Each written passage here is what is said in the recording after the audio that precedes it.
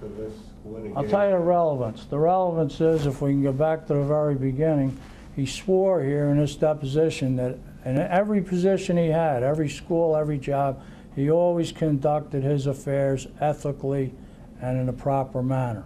Now, I'm going to give you this. This is 17.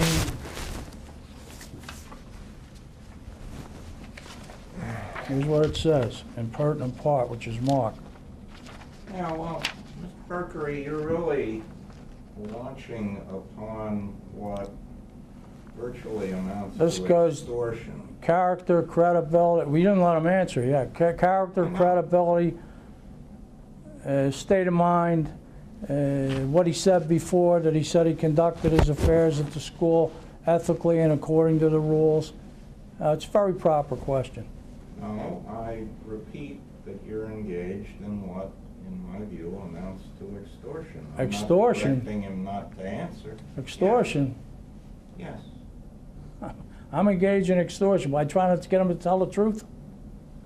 This has nothing to do with...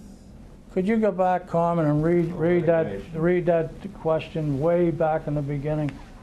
I'll find it. I recall what you asked him at the beginning. Ask him questions now pertinent to the litigation. Did you ever have sexual... We had a brief relationship in the summer of '06. Sexual relations? Yes. Okay. She was a former student. When did she go out of being a student?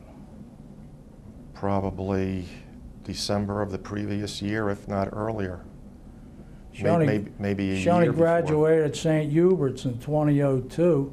She was about 20 years old. You were pushing 60. Are you jealous? Am I jealous? Here's what your own school says about it, okay? The university recognizes that sexual harassment may occur regardless of the formal position or status of each person involved.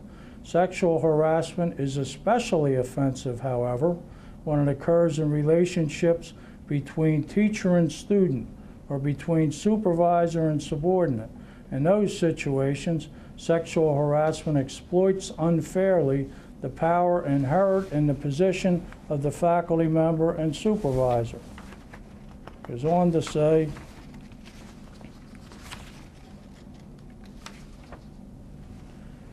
a training session on the university's sexual harassment policy will be included in the orientation of all new students, faculty, and other employees. Did you have this training session and receive this copy of this policy? I may have received it, but that... Didn't read that either? Doesn't apply. Doesn't apply? It says here student. It says a student. Yeah. She was out. Now you want to dismiss that. Oh, no, I'm not going to dismiss it. We're just starting on that. We're just starting on it. But I don't just go by your word on dates. There was no harassment, and she was not a current student. You have sexual relations with her at her family's house at the shore? Incorrect. That's incorrect, okay. All right. You'll hear more about it. Then it'll be lies.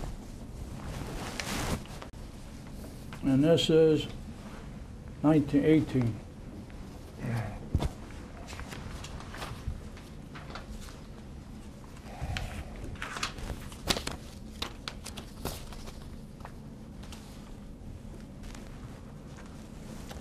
Now you say this occurred in when? Late 2006?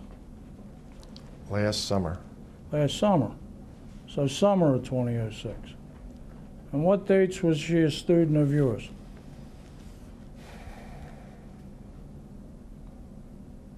Probably 2004, maybe 2005.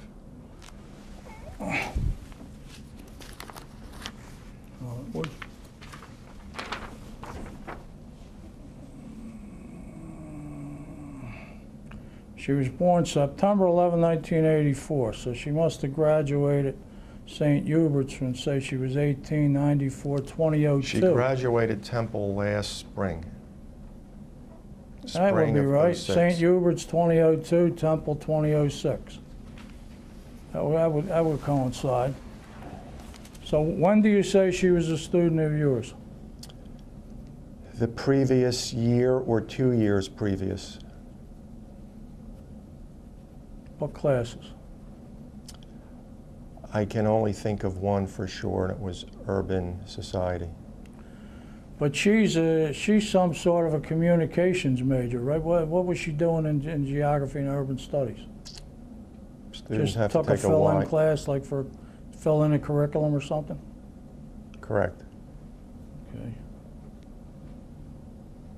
Urban studies.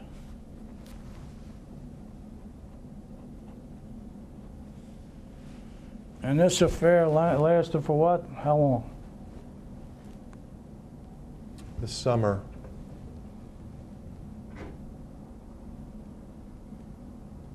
June to August. June to August. Okay. And how did it break off? Mutual agreement? Yes. Okay. Were you ever a chair or committee member that made any sort of decisions affecting her? For instance, her 4-H club?